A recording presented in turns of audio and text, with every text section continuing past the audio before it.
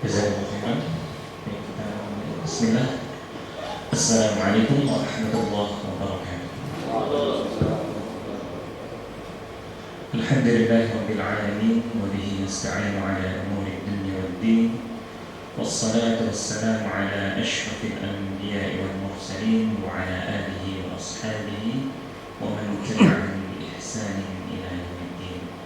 Asyhadu an la ilaha illallah wahdahu la syarika lah wa asyhadu anna Muhammadan 'abduhu wa nabiyyuhu wa rasuluh la nabiyya wa la rasula ba'da. Alhamdulillah, atas izin Allah kesempatan pagi hari ini satu kehormatan bagi saya diundang oleh pihak sekolah SDIT SDIT Al-Manap. Sebenarnya yang undang juga teman saya sendiri, beliau juga mu'allim, juga pengajar pasti. Tapi kata beliau biar nggak bosan orang dalam gitu ya. Jadi sekali-kali manggil orang luar ya. Alhamdulillah sekali lagi jazakumullah khairan diberikan kesempatan untuk menyampaikan saya bilang amanah ya, ini juga amanah juga. Dimana ilmu tajwid merupakan bagian penting dari agama kita ya, karena berkaitan langsung dengan ibadah tilawatil. Baik, nanti mungkin yang saya sampaikan ya bisa jadi sebagian besar sudah pernah mendengar atau sudah pernah mendapatkan ya. Berarti kalau ada yang sudah pernah, ini hanya sebagai takkid ya, sebagai penegasan. Tapi kalau ada hal yang baru, maka itu menjadi wawasan baru bagi kita semua. Dan berhubung waktunya sebenarnya dibilang singkat ya, lumayan singkat lah ya. Kalau dari sekian sampai dulu ya. Karena ya kalau sampai kepada kita meng-ACC ya, atau memastikan oh ini sudah betul pengucapannya, itu memang butuh waktu yang lebih panjang. Jadi paling tidak ini kita tahu kulit luarnya ya, kemudian ya setidaknya sedikit-sedikit mulai mengenal bentuk-bentuk pengucapan dari huruf hijaiyah. Dan sebelum kita masuk ke pembahasan makharijul huruf dan sifatul huruf, karena di sini kan makhraj dan sifat yang disebutkan, saya ingin menyampaikan muqaddimah, tapi insya Allah nggak lama-lama ya, kita cepat saja tentang tahsin tilawah. Baik, saya yakin semuanya hafal ayat ini ya, semuanya hafal ayat ini. Ini adalah potongan dari ayat keempat surah Al-Muzammil yang berbunyi warattilil Qur'ana tartila. Ya. Nah, yang selama ini kita mungkin dengar ya, atau mungkin kita lihat dari terjemahan kata-kata tartil itu maknanya apa? Ya kan, para ustaz mesti tidak pernah lihat ya. Arti tartil yang ada dalam ustaz itu apa? Ya? Dia terjemahan ya ustaz. Ya, tartil. Tartil aja gitu ya. Kalau yang saya pernah baca pelan-pelan, perlahan-lahan gitu ya. Jadi terjemahan versi bahasa Indonesia-nya seperti itu. Tapi mari kita lihat qaul dari para ulama tentang apa itu tartil. Ya. Ini sebenarnya banyak ya, ta'rif atau definisi itu banyak, tapi kita ambil yang paling simpel dan yang artinya kita ambil dari guru kita juga ya. Jadi ini perkataan dari Ali bin Abi Thalib radhiyallahu anhu. Ya. Yang dimaksud dengan tartil ya, itu ada dua komponen di dalamnya, yaitu tajwidul huruf wa ma'rifatul wuquf. Ya. Itu ternyata tartil dengan tajwid kalau dikatakan beda. Jadi gini, tajwid itu adalah merupakan bagian dari tartil. Ya. Tapi ada syarat yang lain ya, yang dibutuhkan sehingga bacaan itu menjadi tartil ya, yaitu adalah ma'rifatul wuquf. Nah, apa perbedaan dari keduanya? Dalam tajwidul huruf yang kita bahas hanya seputar pengucapan ya, bagaimana huruf ini supaya fasih bunyinya ya, bagaimana supaya persis, atau ya meskipun nggak persis banget mungkin bagaimana mendekati pengucapan-pengucapan yang dicontohkan oleh Rasulullah SAW. itu tajwid. Ya, tahsin sama ya, tajwid dengan tahsin itu artinya sama. Nah, adapun ma'rifatul wuquf ini adalah kaidah. Ya, kaidah yang dari situ nanti kita bisa tahu ya, di mana kita harus berhenti dan dari mana harus memulai kembali. Ya. Karena kejadian yang saat ini banyak terjadi, ya, karena lemahnya dalam pemahaman bahasa Arab, ya, sehingga dalam menentukan wakaf itu ya pakai rasa dia sendiri, ya, tanpa mengetahui apakah ada dampaknya pada perubahan makna atau tidak, ya, seperti itu. Nah, maka nanti dalam masalah ma'rifatul wuquf kita punya PR lagi, gitu ya, PR lagi apa itu ya. Baik, selanjutnya, ya, komponen yang pertama, ya, tajwidul huruf. Ya. Selalu ulama membahas ta'rif atau definisi itu secara lughatan wa istilahan, ya, secara bahasa maupun secara istilah atau syar'i. Secara bahasa kita sudah sama tahu ya, tajwid dari kata jayyid, ya, tahsin dari kata hasan, ya, artinya sama, baik, bagus, ya. Nah, secara istilah, ya, ini adalah qaul dari para ulama juga. Nanti banyak literatur yang menyebutkan tentang ta'rif. Nah, ini yang paling simpel menurut saya, ya, yang paling simpel. Ikhraju kulli harfin bin makhrajihi. Mengeluarkan, ya, setiap huruf dari tempat keluarnya. Ma'i'ta'ihi haqqahu wa mustahaqqahu, dengan menyertakan atau memberikan, ya, hak dan mustahak. Nah, ini sudah pernah dengar istilah hak dan mustahak? Belum ya, berarti ya, masih pada diem ya. Baik, ya, ini sekali lagi saya menyampaikan ini bukan berarti saya yang terbaik ya, tapi ini apa yang saya dapatkan dan saya sambungkan, ya, atau saya teruskan kepada kaum muslimin yang lain dengan tujuan insya Allah, ya, semoga dengan ini guru-guru kita, ya, termasuk nanti semoga saya yang menyampaikan di sini dapat jariah dari apa yang diamalkan oleh para guru sekalian.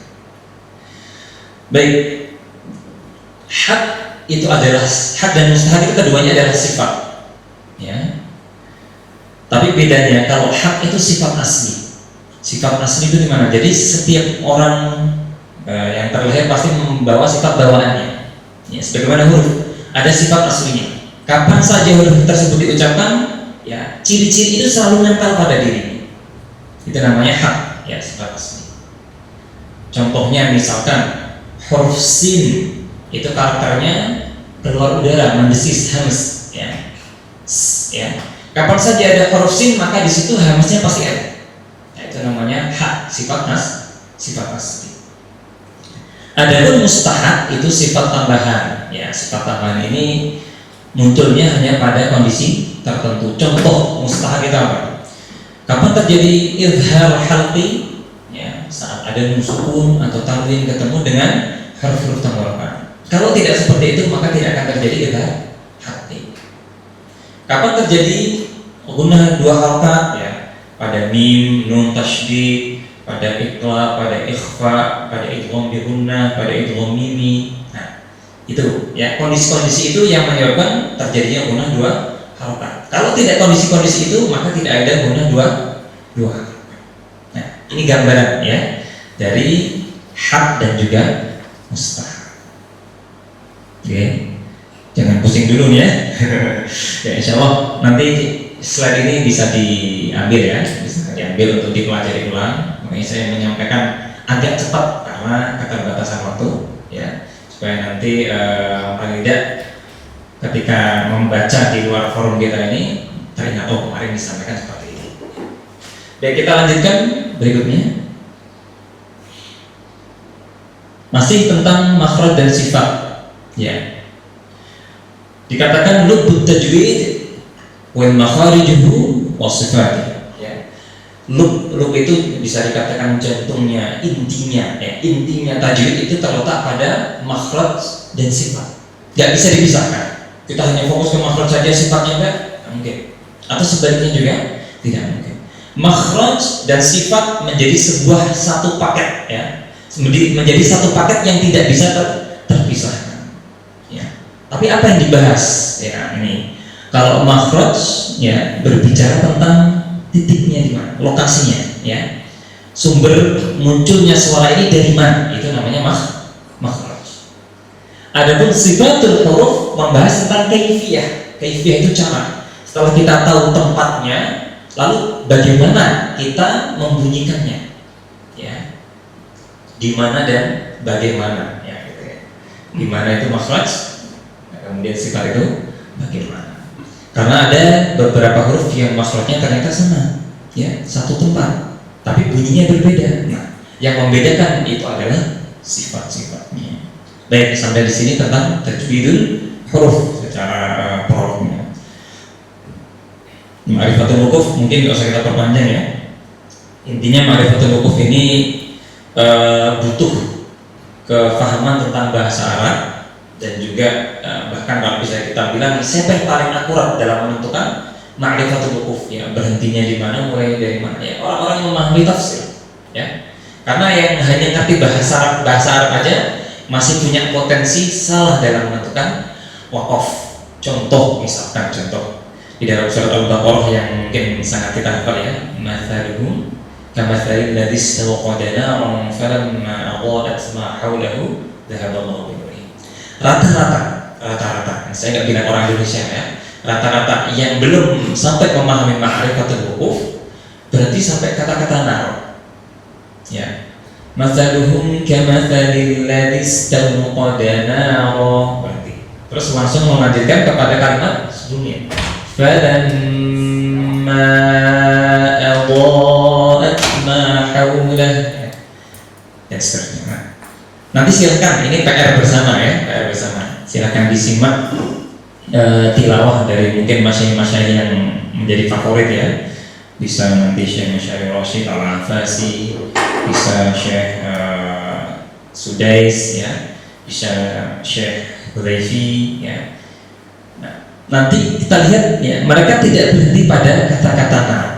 Rata-rata berhentinya sampai kata-kata, ya, Allah ajma haulahu dhahaballahu binurihi, sampai kata-kata binurihi. Nah, nanti baru kemudian mundur sedikit pada kalimat sebelumnya. Nanti ini PR bersama, ya, silahkan dilihat, disimak. Oke, ya, saya kira cukup untuk prolognya. Ini kurang lebih mata rantainya, ya.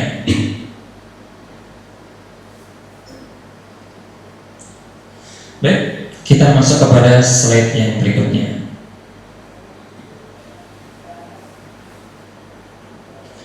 Bagian yang kedua, ya.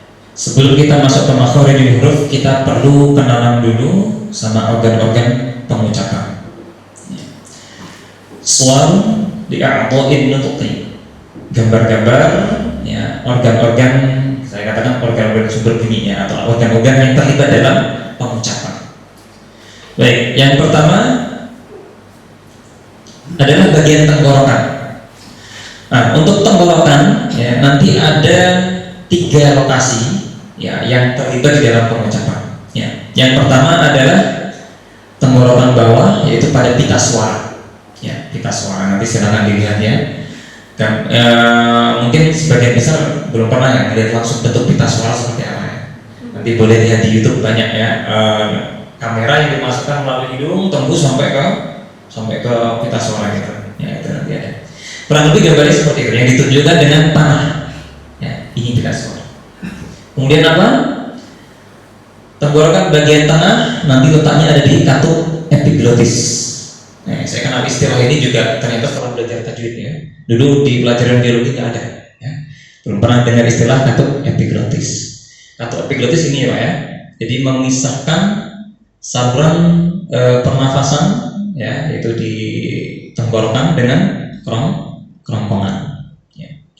Kemudian, nah, secara pembagian tajwid dia masuk kepada lingkup tenggorokan.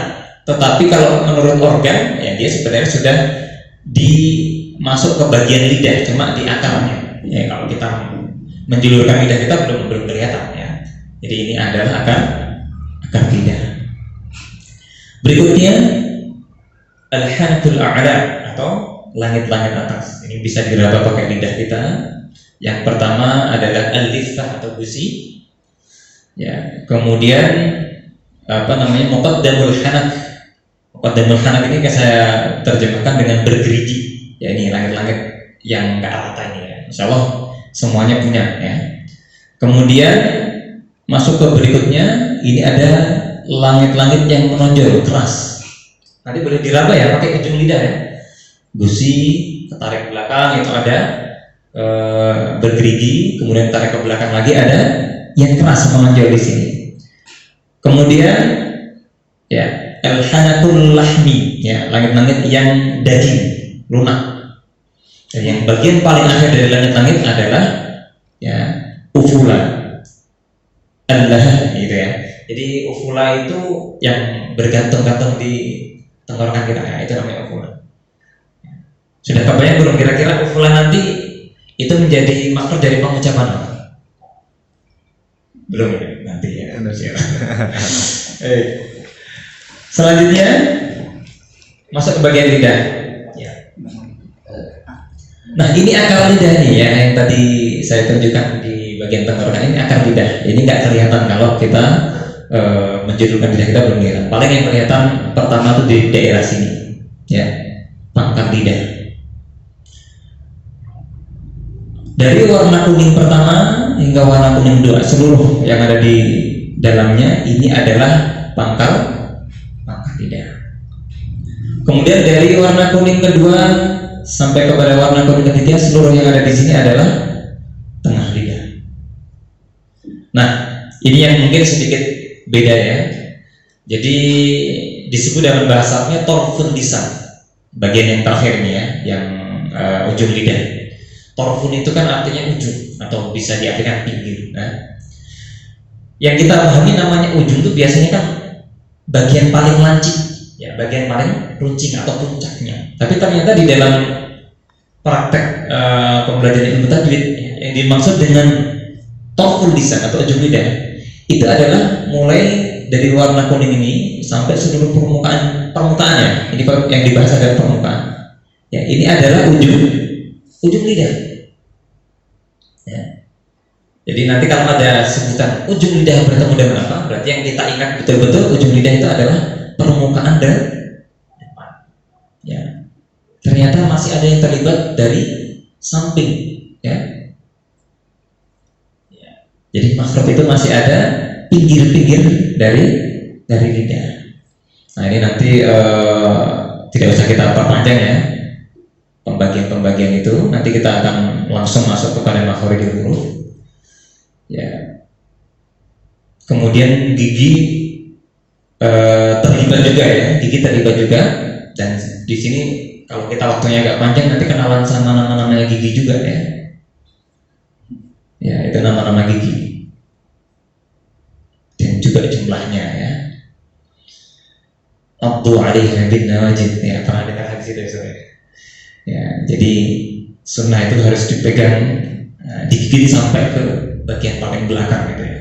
Jadi digigit dengan. Oke, ini kurang lebih organ-organ yang nanti akan terlibat di dalam pengucapan huruf hijaiyah. Baik, langsung kita masuk kepada bab makhorijul huruf. Ya, jadi nanti ini juga saya percepat juga karena sebagian penjelasan sudah dijelaskan di awal tadi.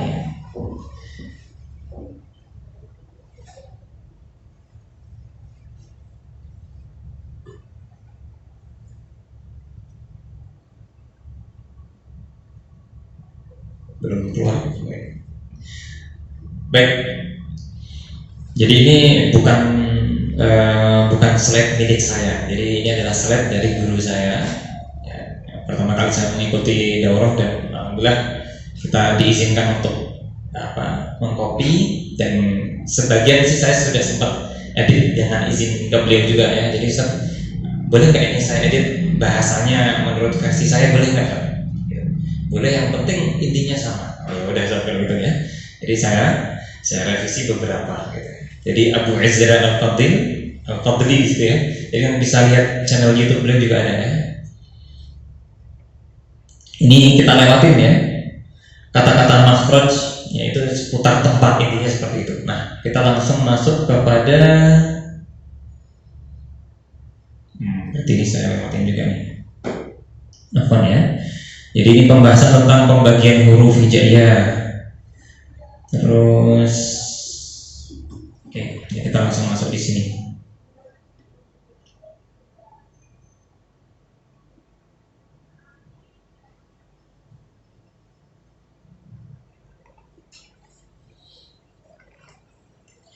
Baik, makharijul huruf terbagi menjadi berapa? Ya, sudah sama-sama apa ya?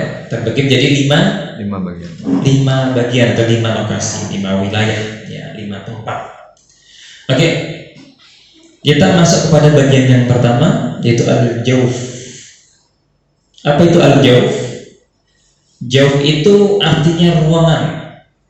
Ya, jawf secara bahasanya ruangan. Tapi yang dimaksud di sini adalah rongga atau ruangan yang ada dari tenggorokan kita sampai mulut kita. Ya, dikatakan tajwiful halqi, ya, plus ya wa tajwiful fami. Jadi seluruh ruangan yang ada dari tenggorokan sampai ke mulut itu adalah al-jawf.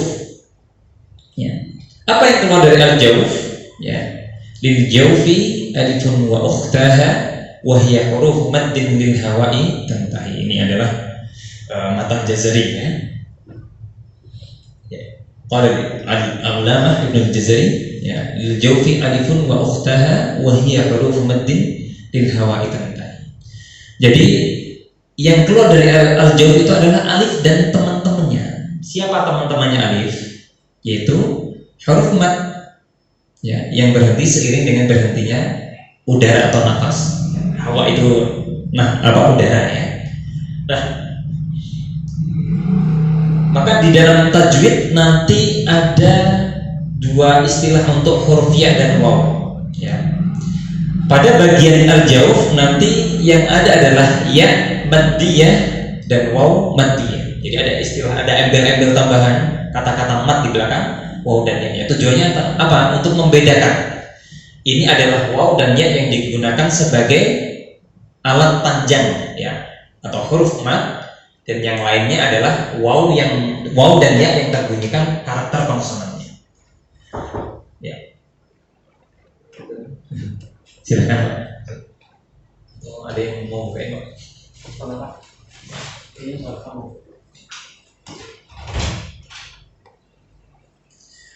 Baik, nah dalam pembahasan al-jawf ini sangat terkait erat dengan pembahasan itmamul harakat. Jadi itmamul harakat ada hubungan erat dengan al-jawf. Apa itu itmamul harakat? Itmamul harakat itu adalah menyempurnakan gerakan mulut kita supaya khususnya pada pengucapan vokal, ya, dan begitu juga mat itu kan bunyinya vokal, ya, a, i, u, ya. Ada juga yang fathah tebal, ya, o, ya. Itu semuanya vokal. Tidak boleh ada pintu atau jalur yang bocor dari jalur lain kecuali hanya al-jawf. Nah, dan ini masalah dikatakan sebagai masalah yang mendasar dalam pengucapan orang-orang non-Arab, karena tidak biasa diatur di dalam pengucapan itu apakah ada suara khususnya gunnah, ya, di dalam pengucapannya atau tidak. Nah, kan kita nggak pernah diatur, ya. Kalau ngomong nggak boleh senang atau istilahnya harus jelas dan sebagainya, kan nggak pernah, ya. Tapi di dalam pembacaan ayat Al-Quran, ya, khususnya terkait dengan pengucapan vokal ternyata diatur, ya. Tidak boleh ada jalur lain selain al-jawf. Jadi misalkan contoh dalam mengucapkan isti'adzah atau ta'awudz dari kata a'udzu, ya, seringnya kalau kita, ya, saya pun juga sama, ya, dulu sebelum belajar tahsin di dalam, ya, itu biasanya di dalam mengucapkan ain mesti diiringi dengan gunnah, ya, sehingga ketika kita tutup hidung itu suaranya akan berubah. Nah, ada suara seperti itu. Nah, saya di awal-awal daurah itu ta'awudz, mungkin pertemuan yang ketiga atau keempat itu baru dapat rasanya, ya, bagaimana mengucapkan ain, khususnya saat dhammah itu tanpa disertai gunnah, ya, sehingga ditutup hidung maupun dibuka hidung itu suaranya sama. Nah ini kan ketika masih ada gunanya. A'u, suaranya sama. Tapi kalau nah ketika ditutup hidung juga suaranya berubah. Itu berarti ada kebocoran pada jalur yang lain. Nah ini kalau kita belajar pada jalur yang bersanad, itu harus lulus dulu itu. Isti'adzah itu di pertemuan awal ya ketika sudah masuk ke praktek ya. Setelah kita belajar teori-teori selesai, teori itu bentar ya. Teori sebentar. Dalam 3 hari pertemuan itu sudah sampai sifatul huruf sudah beres ya. Tapi ketika masuk ke praktek ternyata itu ya di situ ujian sesungguhnya gitu ya. Nah, huruf hijaiyah ya selain alif, kenapa alif dibedakan? Nah, ini juga kita coba luruskan sama-sama ya tentang alif di dalam di dalam adat pelajaran Al-Quran di Indonesia. Ya. Jadi alif kalau di dalam pelajaran kita ada alif fathah, kasrah dan dhammah. Ya. Dan lucunya lagi, ini saya katakan lucu bukan berarti dengan maksud merendahkan ya. Tapi ini sekali lagi kita berbicara dari masalah rasm ya, dan masalah penulisan. Di buku Iqra misalkan ya, ada alif, ada hamzah. Nah, dan di sana sama-sama berharokat, hamzahnya berharokat, alifnya berharokat. Secara ilmu rasm, alif itu hanya bisa menjadi alat panjang. Ya, alif itu hanya bisa menjadi alat panjang. Bunyi alif yang sesungguhnya itu adalah saat dia didahului oleh huruf yang berharokat fathah. Ada tamu ya? Baik.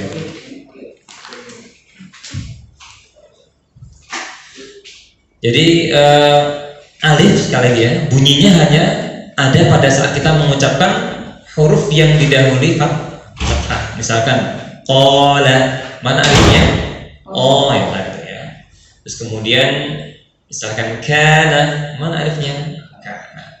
Yang berbunyi a, i, u, ba itu bukan alif tetapi hamzah. Nah, maka di sini alif dipisahkan. Halatul harfil arab ya, ada alif ya. Selain alif ya. Maka kemungkinannya adalah sukun dan berharokat. Nah, alif tidak berada pada kondisi selain sukun, dia pasti hanya sukun ya. Dan tidak ada huruf sebelumnya kecuali dalam kondisi fathah. Baik. Adapun tasydid ya, terdiri dari 2 huruf, yang pertama sukun dan yang kedua berharokat. Baik, kita lanjutkan.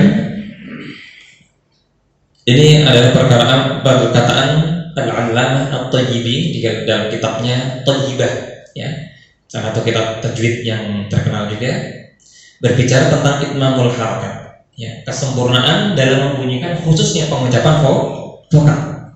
Wa kullu madmumin falan yatimma illa bi dhammi syafatayn dhammah.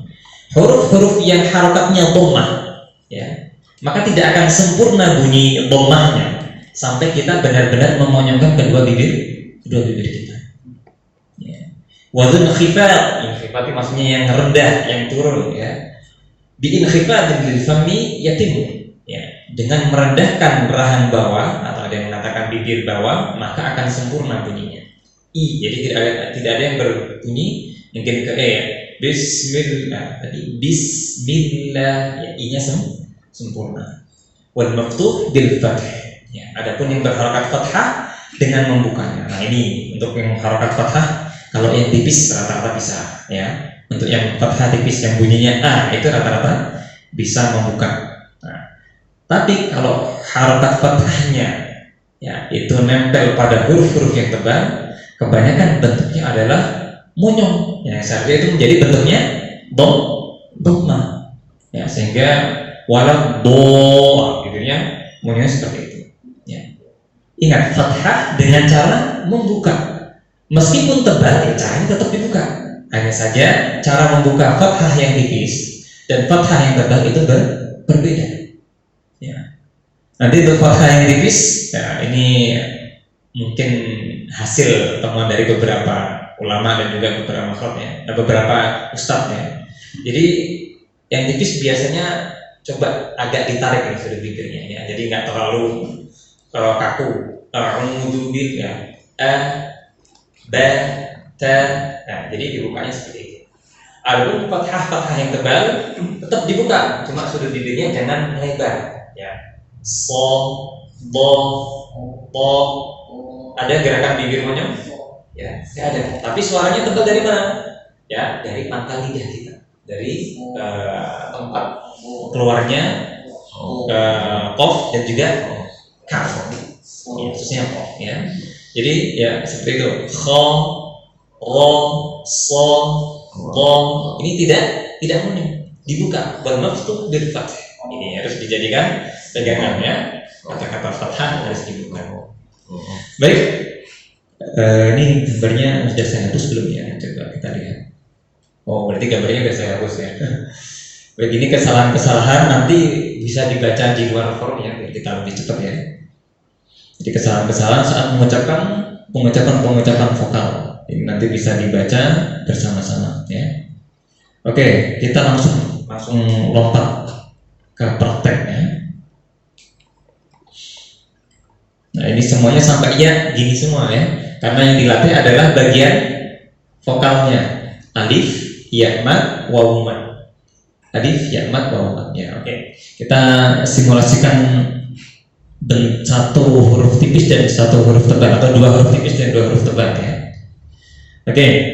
Kita mulai dari hamzah sebagai latihan termudah ya. Nanti sambil dilihat gerakan mulutnya ketika mengucapkan fathah tipis ya. Sambil diikuti ya. I, u, ba. Kemudian huruf yang lain apa ya? Jangan tak, kita coba huruf jim ya. Oke. Ja, ji, ju, baju. Oke. Kemudian huruf tebal. Kita coba yang pertama huruf kha. Kha ya. Kha, khi, khu, bah. Ya, saat diucapkan suaranya juga tebal, jangan bah, tapi bah. Ya. Bah. Kemudian roh. Ya.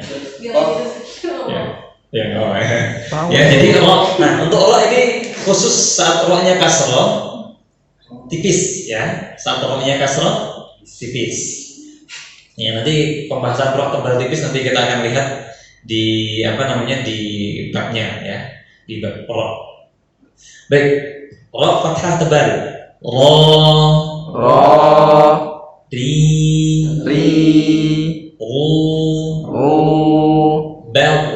bau. Oke ya, jadi suara rohnya tebal ya.